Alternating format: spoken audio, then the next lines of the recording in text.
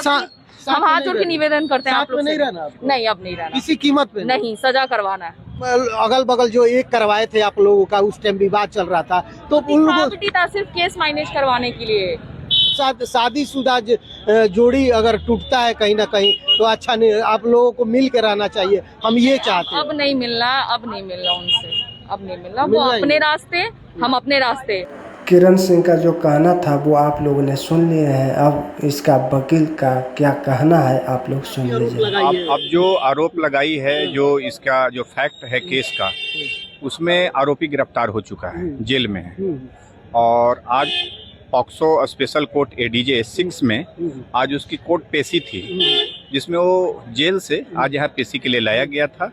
लेकिन अभी तक किसी प्रकार का कोई नियमित जमानत के लिए कोई आवेदन नहीं दिया गया है, कोई रेगुलर बेल पिटीशन नहीं फाइल किया गया है रोशन राही के द्वारा इस केस में।